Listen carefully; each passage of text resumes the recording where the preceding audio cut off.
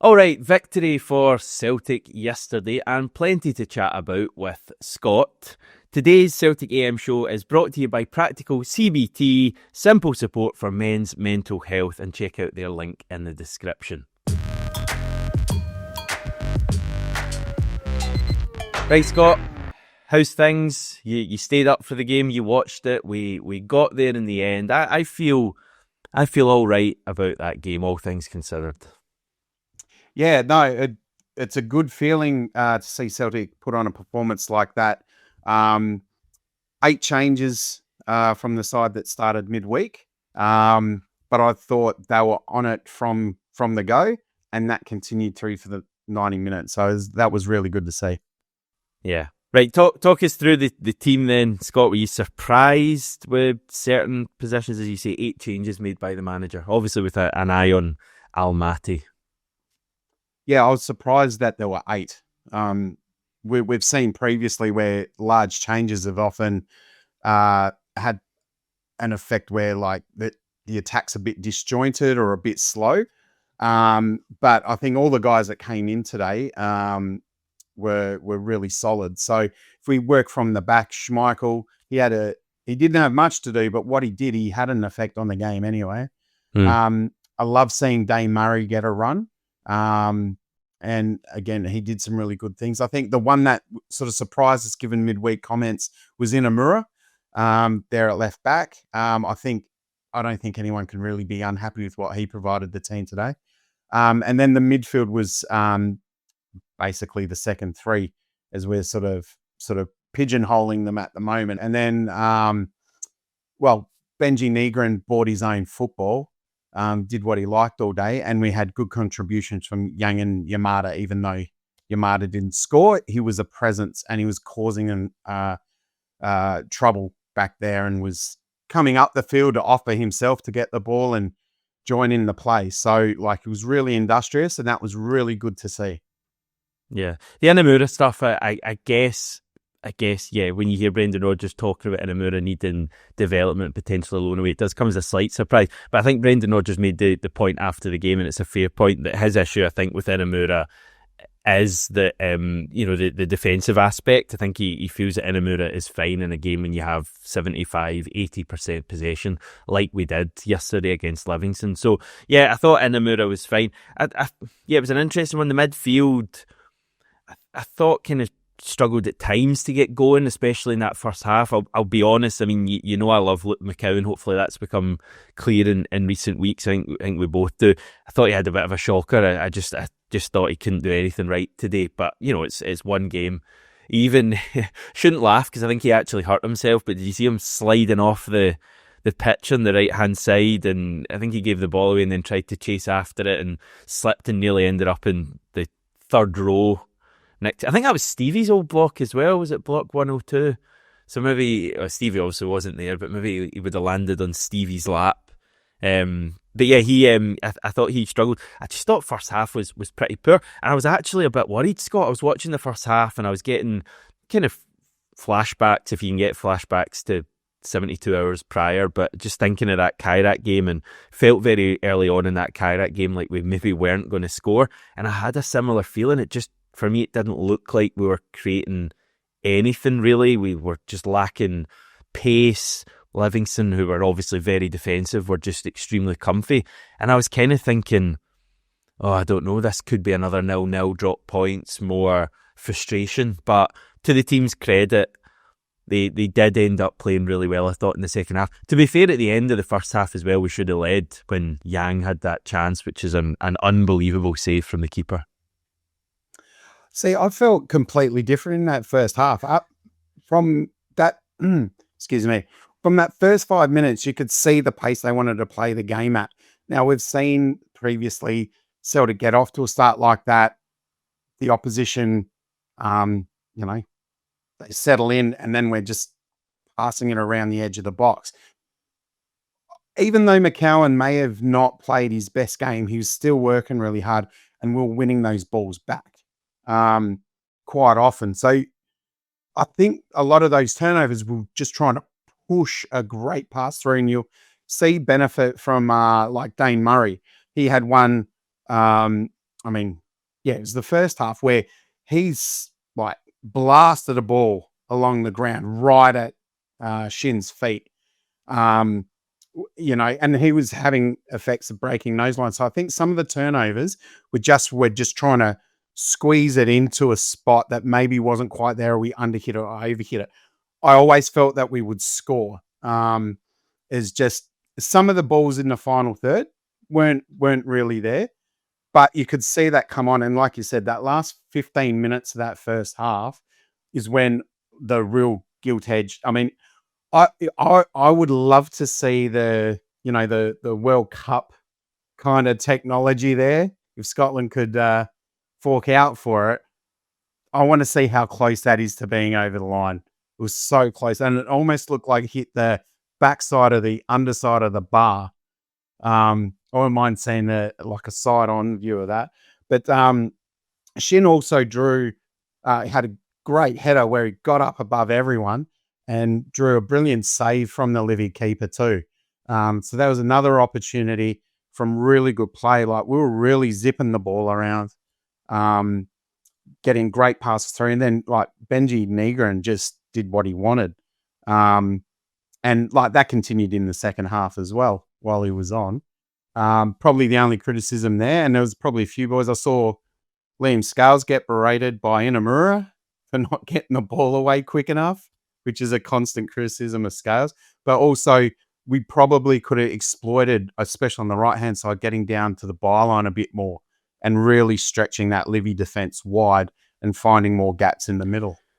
Yeah, I think that was like one of my main issues with the first half, was that like we kind of really lacked pace on that right hand side. And like, I mean, I know people kind of want to have Nygren as that right winger at the moment, just given that we're kind of really short on wingers. I think it's obvious to me that Nygren is a central player. I know Nygren had a brilliant game and was clearly the man of the match, but I just think against better teams, you need that pace on the right hand side, and Nygren just doesn't have that.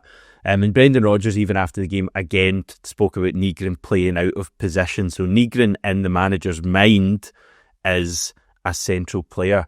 And I thought in that first half, I kind of struggled a bit with Nygren. It wasn't really happening. Second half, though, I mean, spectacular. The thing, I mean, we've found out already about Nygren is he's going to score goals. I mean, he's, without wanting to put too much pressure on him, I think he's going to hit 20 goals for us this season, I would say. At least. He's got real good movement. He's a good finisher. He doesn't stop moving either. Both goals were him being alive to things when other players weren't. But he was also involved in both goals as well. It wasn't just like he was like finishing them, and he actually created both goals. I mean, his play for the first goal, where he spins away from the player and then he kind of whips it wide, a wee bit behind Yang. But Yang was direct from that point as well, which is something at times that frustrates me about Yang, is he dilly-dallies and he's not sure of what he wants to do. But Yang, for once, actually saw a little kind of, bit of space and cut inside and got the shot away, and then Nygren finishes it. And the second goal is a brilliant finish as well, isn't it? Was weaker foot right into the top corner. I thought he'd blazed it over the bar. We should probably just talk a bit about Nygren, though. As I say, I think he's a central player, and maybe so far in his Celtic career, he's kind of looked good in moments, but not quite done it. I think that second half was, the real signs of this guy's going to be a top player for us. Yeah, what he might lack in that bit of extra space, he seems to have it in strength. That run he has in the second half, he takes on two and bursts through two of them to get the pass off. And then, like you said, he continues to move. So that second goal he gets, you can see the moment the ball goes behind his marker, that marker drops off. Nygren keeps moving to the middle and then blasts it. Like, it's a little thing, but it's brilliant. You love to see it. And that's probably something, that sort of movement in that area, we probably haven't seen really all year. Since Matt O'Reilly left us, perhaps. Yeah. And, I mean, I think that had the effect that other players would always be in motion as well. And I think that's how we get our 3 goals, is we're constantly on the move. Whether it was Yamada or Kenny up there, like, they were moving around, they were surging towards goals, so they were putting themselves in places to create an opportunity. And then you got Nygren in that second line there. Like, I think if anyone clocks off around the top of that 18-yard box centrally, if anyone clocks off on Nygren, he's going to make them pay. Like, that second one's a great finish. I thought he blasted over the top too, but then the net ruffles and you're out of your seat, you know? There was someone in the crowd actually I was watching, and they go like that when he hits it. So they obviously thought he'd blasted it over as well. But I just love finishes like that. Just no doubt at all. Just smash it in. None of this kind of, trying to dink it over someone or slot it bottom corner. Just smash it in. I really like him. As I say, I think we knew what we were signing. He's not a Nicholas Kuhn. He's not pacey, but he's kind of deceivingly quick when he runs with the ball. He's got that bit of Tom Rogic about him, I think, whereas Rogic was never quick, but when he had the ball, as you say, it was like what was it they always said about Rogic? It's like he was playing with Velcro and the ball was just stuck to his feet, and Nygren's got a little bit of that about him. So no, I was really excited. Shin was interesting. I'm intrigued to find out what you thought of Shin's performance. I'm always excited when Celtic sign a Japanese player. So I'd look at them a little bit more. I thought Shin Yamada worked really hard today, and he put doubts in the minds of defenders with the lines that he was running and getting in behind. The timing's a little bit off because no one's really played football with him and them. So I think that'll come, but he had them in all sorts in that first half, I think. And his work rate when he didn't have the ball, that's something we've been missing up top this year.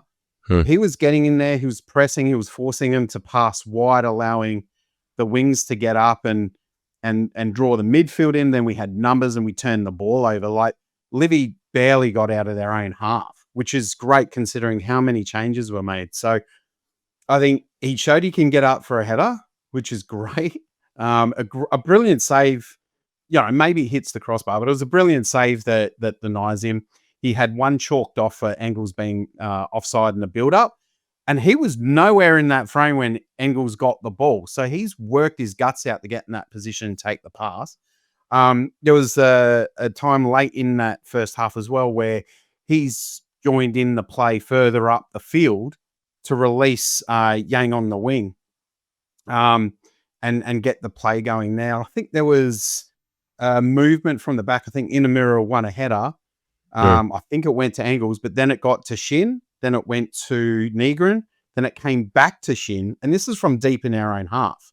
And, it doesn't ultimately end in a goal, but the work rate is there, and that's something we've been crying out for a forward to do. And he does run lines like a diminutive little Japanese fella that we used to have. Not saying he's going to be as good or he's the same because he's bigger and stronger, but that doubt that he can cast in an opposition's mind and his work rate will yield results. I'm certain of it. Yeah. He's, for me so far, it's pretty clear he's not Kyogo. I don't think he's going to be the Kyogo level. His finishing's not quite there yet. Like, he had that one early on, which was it was Kyogo-like movement, and I can't remember who it was that clips it over to him. Might have been Nygren or whatever. And I think he's given his offside anyway, but he didn't really connect to the ball.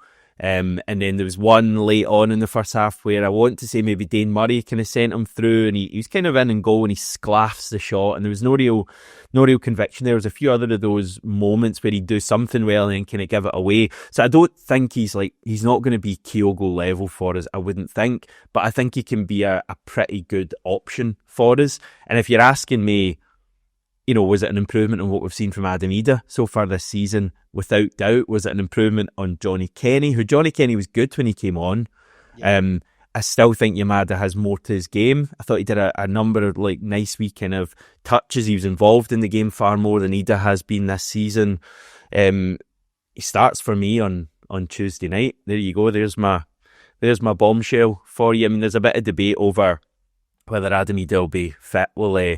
We'll come back to that, but I think for me, Yamada starts. But there's something there to work with, I think, Scott.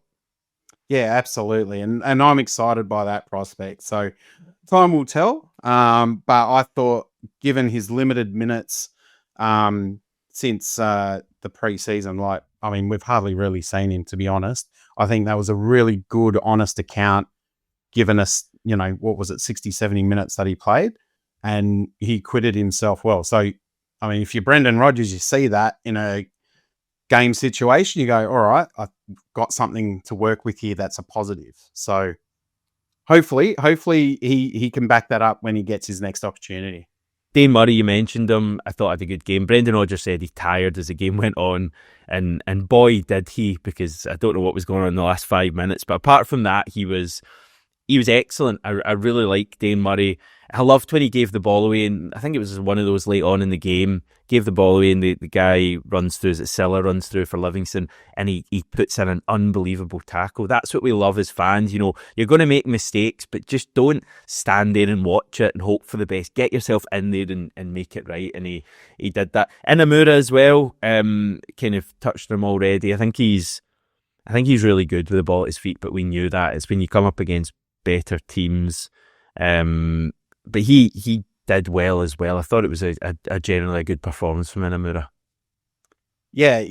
He was more than happy to jump into attack, but he was pretty good defensively too. He's not afraid to stick his head in to get it kicked off. There were a couple of defensive headers there where he had to be brave to win it, and he did, and that often started something. I think he even had a blasted a shot from outside the box, which got blocked too. So, yes, I don't mind seeing that. Like, sometimes I think, because we're in search of this perfect goal, I get a nice hockey mindset where it's like pucks on net is the term they use. Because when you're making people have to react, a rebound can go anywhere and you can tap it in for a goal, right? Yeah. So, having someone who's willing to just instinctively do that can create opportunities in a different way as well. It doesn't have to be the perfect cross or the perfect little slide rule pass. Sometimes you can just blast it and maybe a rebound comes your way. I was quite impressed with Inamura too. Like, he would have heard the comments, and you never know who these guys have to listen to in their little circles and stuff. But that either way, that comes across as something that could have been a bit hurtful. So I think, again, he's grabbed his opportunity. I think you can be confident in the short term anyway, that when Tierney comes off for 60 minutes, you're going to get a good account from Inamura, when he comes on for his 30. Or you can start him in games against, lower ranked opponents like a Livingston, or who else is down Rangers. the bottom? Kilmarnock. Well, we'll get on to them. They are near the bottom, aren't they? No? Oh, they'd have to be. What is it, 3 points? 2, something like that. That's great. But I think you can be confident you can put him in there and he'll do a job for you. I haven't seen him get torched by anyone. And on the occasion that he gives the ball up, he works hard to try and get it back as well. So, he does all the things you want to see.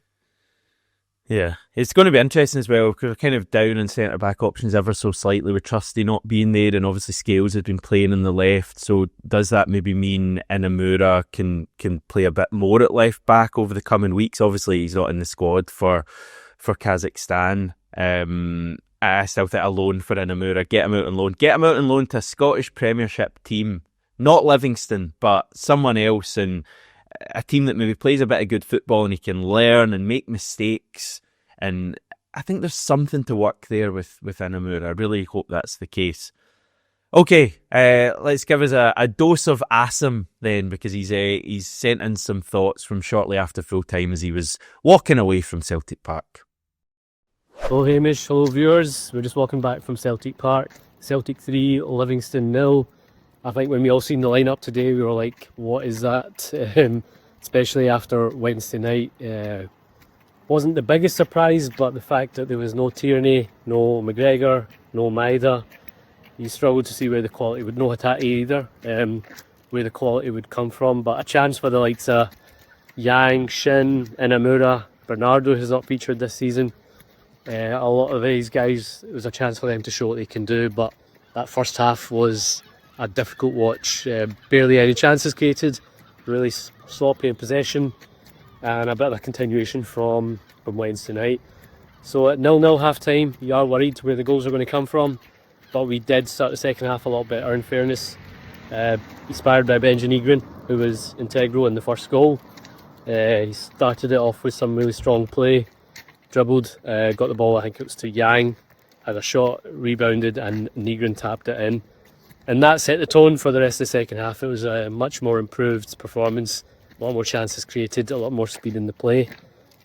After that, we made some changes, got the likes of McGregor, Maida, Forrest on, and the performance continued to improve. But overall, still a lot of concerns with how many chances we're creating and some of the possession, giving the ball away a lot. I think there's a lot to still be improved in this Celtic team. I think the main problem is, as we've all been saying, the wide areas, just absolutely no creation at all.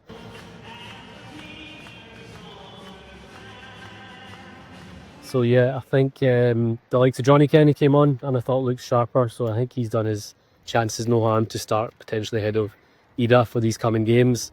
Shin really struggled, I thought, today. Didn't really do much to stake his claim. My nephew might be disagreeing over here, so we'll just get their view as well. Do you think Shin, Kenny or Ida for Tuesday night? Ida. Start. He says going with Ida. I go Ida. Ida. Well, I think the fact is none of the three strikers are really doing enough to stay the claim. But I thought Johnny Kenny did take his goal really well today, and looked sharp a couple of times. But that's the problem right now. The lack of quality options for Celtic in these attacking areas is potentially what's going to be our undoing. But I think the fact that we ended the second half on a more positive note. Sorry, the Dugs don't obviously agree with my lineup choice there as well. But I think the thing is, defence looked solid again. Weren't really tested. A few chances for Livingston just in the last 10 minutes, but nothing really to write home about. They didn't really show any kind of attacking intent for most of the game. But another clean sheet for Celtic, 3 points. So domestically, obviously, it's a good start to the season in that sense. Performance is still a lot to be desired, but we can go home a bit happier with the second half. There was chance of sack the board again, so fans clearly showing their displeasure at that side of things. But by and large, stuck with the team today, showed their support, but also voiced their concerns. It'll be interesting to see what Rodgers' comments are after the match. But yeah, at least we can go into Tuesday with a bit more positivity after that second half. Nygren was man of the match, I think rightfully so. 2 well-taken goals, really upped his game in the second half. So it's a huge game ahead, but that's us from Celtic Park. Have a good day. Yes, Asim and a couple of younger family members involved there. And yeah, I mean, I know people will be battering their keyboard away, Scott, saying Adam Ida's probably not going to play, and I think they all had Ida in their starting team for Tuesday. The latest on Adam Ida from Brendan Rodgers after the game is we'll wait and see whether he'll be okay for Tuesday. Hopefully he'll be available for the squad. That doesn't exactly fill me with confidence that Ida will start the game, but maybe he'll be on the bench. Brendan Rodgers also says he's not sure that Austin Trusty will make it. And actually, if you listen to the comments, it was kind of like I don't think he's going to make it. So I think we can probably rule Trusty out. Trusty's got plantar fasciitis, which is apparently a common condition that causes heel pain, which I obviously knew, everyone. I knew that. It's fasciitis, and I have So suffered from this in the past. I've murdered the name, dear oh dear. No, that's painful, and honestly, the only thing you can do is rest it. It's the worst. So yeah, it's that sort of, I think if I get my terminology right here, it's the tendon, the big thick tendon in your the arch of your foot. That's where you feel it most. And yeah, it's painful as hell. So I'm not an elite athlete. He is, so it'd be worse for him than it would be for me because I could sit back and rest my foot. But yeah, that's going to take months for it to properly clear away. But you trust that he's getting the right treatment. Interesting. So we might not see Austin Trusty for a wee while. Adam Ida's got a knee issue. I did see, I don't know if you caught Celtic TV prior to the game. It showed Alistair Johnson and Adam Ida walking into their seat in the main stand. Ida was limping. So I'm looking at that thinking, you ain't starting in Kazakhstan on Tuesday night. Yeah, no, I saw that. I'm just like, yeah. He might be sitting on the bench. He might make the travelling squad. But yeah, like, the way he was moving, there's you can't play an injured player in such a big game. I don't think so, especially with a knee. Luke McCowan as well, struggling with the top of his foot. Brendan Rodgers says, I think his foot was stood on, bit of pain, but he should hopefully be okay. And also just a wee line on Jamai Simpson-Pusey, who we've not seen play yet. I think basically the story, Simpson-Pusey isn't injured. Basically, the Brendan Rodgers was using the first kind of period of the season up until the first international break just to get Simpson-Pusey up to speed. So obviously after Ibrox we go into the international break, and then I think when we come back from that we might see a bit more Simpson-Pusey. So that's your injury update, everyone. Did enjoy the Celtic Twitter with the pole position tweet after Livingston's patter with the pole blocking the view stuff a number of weeks ago. So a shout out to Celtic Twitter and the legends who run that for that. Right, Celtic cruised past Livingston 3-0, solid at the back, sharp up front. That's exactly what you get with NordVPN. Nobody breaking through, fast and reliable every time. Support the channel and grab the deal at nordvpn.com/CelticAM. Link is in the description. Scott, we have transfer lines here. Michel-Ange Balikwisha to Celtic seems to be close. The Belgian journalist Sacha Tavolieri tweeted to say, breaking, Michel-Ange Balikwisha has decided to sign for Celtic.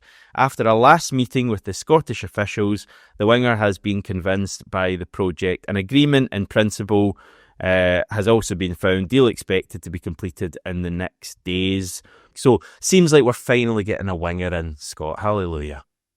Did we pick the phone up to somebody? I'm glad that this speculation is coming to an end.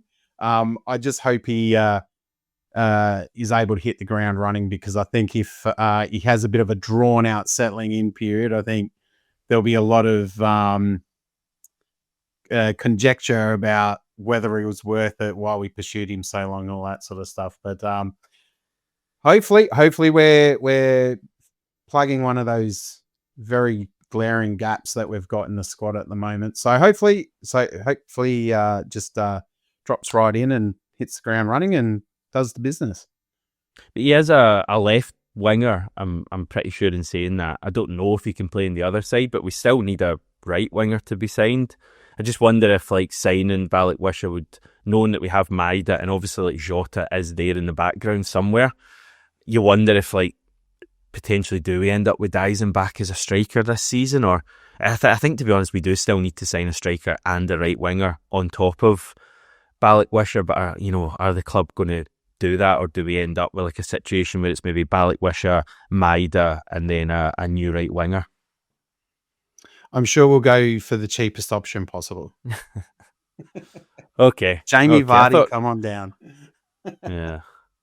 Yeah, no real news on Jamie Vardy either, so we'll keep an eye on that as well. As a bit of talk about a left back as well, we've reportedly opened negotiations to sign Uruguay international left back, and don't worry, I've struck the fear into everyone by saying Uruguay left back after Diego Lax out in the COVID season, but it is not him. It's Boca Juniors' Marcelo Saracchi, also previously played for Levante in Spain, Galatasaray, Leipzig, and River Plate as well. So he's played for both Boca and River. And I was thinking if he does sign for us, he'll have played in the Super Classico, which is that Boca River rivalry, Fenerbahce v Galatasaray, and Celtic versus Rangers. So he's kind of ticking off all the major derbies. The report here is from an Argentinian journalist, Cesar Luis Merlo, who says Celtic has open negotiations and wants to sign Marcelo Saracchi. Boca already has a loan offer for 1 year with a fee and a purchase option. I understand that if they improve the amounts of the option, the deal could be feasible. So potentially getting a left back in as well, Scott. Sounds like you're saying if they're willing to pay the money. So, that's he comes with some real bona fides. He's played at big clubs before, played in big matches before. So, if he signs on for Celtic, we'll get to play more of those, especially if we can get the job done midweek as well.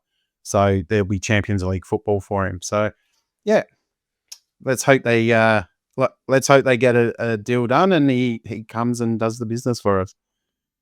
So that's a local report coming from Argentina saying that we've made a loan offer for 1 year with a purchase option as well. So we'll see if anything comes of that. But maybe finally Celtic starting to kind of get some business done. But it's the squad we have for Tuesday night. Just quickly, the other results on Saturday: Hearts 3, Motherwell 3. Bit of a cracker there at Tynecastle. And Kilmarnock 0, Dundee 0 at Rugby Park. St Mirren versus Rangers is a noon kick-off on Sunday. Any thoughts ahead of Tuesday, Scott? How are you feeling? Optimistically cautious. I still think we're good enough to overcome the travel barrier and get the job done over there. But they got to come with the intensity of the second half and what the guys showed today to put them in that position. We can't have a repeat of that first half because I think the likelihood was they'll nick one, and they've proven at home to be very hard to score against. So we got to be on it. We got to put that pressure on. They're reaching into their depth chart to fill positions at the moment through suspension and injury. We got to be able to exploit that, and we've got the quality in the team that should be able to do that. So they got to do it. Yeah. I mean, everyone's been so down since Wednesday night because obviously it was such a disappointing result and disappointing performance. But like the reality is, like we have a real fighting chance here, don't we? I mean, we're still relatively kind of decent favourites. I think if you look in certain places, maybe as fans it feels slightly different. I tend to think it's like a 50-50 tie, but 50-50 is a decent shot at it. We're going to have to play a lot better. They're going to be different at home. They're going to be stronger. We're dealing with altitude. We're dealing with the temperature, although the game kicks off at like 10 p.m. local time, so it shouldn't be like too warm. Obviously the travel and all of that, but like we are Celtic, and I get the impression the players really kind of fancy this, and maybe just being written off slightly might just galvanise them a bit. We've been very good in recent years when we've been written off at times of really kind of proving people wrong. So we should have enough quality, hopefully, to beat Kairat on Tuesday night. But it's going to be a huge night. It's going to be a nervy night as well. Yeah, it's not like we're chasing here. So it is a 50-50 contest. And I think a lot of what came out of the game midweek is just the culmination of factors rather than just the team's performance. And the frustrations amongst the fan base that feel ripped off, that feel that the club's not doing everything it can to be the best version of itself. And then you get a performance against an opponent that you expect to see more from us. And that all just was a perfect storm almost. And that's the outcome. I think a bit more confidence gets restored with seeing guys who are not as well credentialed come in and perform like they did today. And, hopefully that carries over. Like there's still spirit in the squad. They don't look like a fractured squad. The spirit's still there. So I think hopefully that'll lift a few of the guys who maybe are feeling the pressure or hearing the comments and a sort of like, where are we going here sort of thing. If that's present, hopefully that's been dispelled. So, I feel that Celtic will pull one out and get that job done. And then we're in Champions League and we'll go from there. This, the window can't close soon enough, I think, as well, because then some of these questions will stop. And, Brendan Rodgers won't be under the pump to comment. Callum won't be under the pump to comment. So, and I saw Schmeichel in the pre-game. He was getting peppered with these questions as well. That'll hopefully stop as well, and we can get on to the business of dominating Rangers and playing Champions League football and that sort of thing. So all the things that make us happy. God, huge week ahead, everyone. 2 massive games. Tuesday night in Kazakhstan, going for the Champions League phase, and then the small matter of a derby on Sunday. So it's very exciting stuff. And Scott, you'll be a part of this throughout the week. We're going to catch up with you next, I think on Wednesday morning's video, and Paul may join us as well at that stage as well. So we'll head off now, everyone. Enjoy your Sunday, a nice relaxing Sunday maybe, because next week is going to be anything but.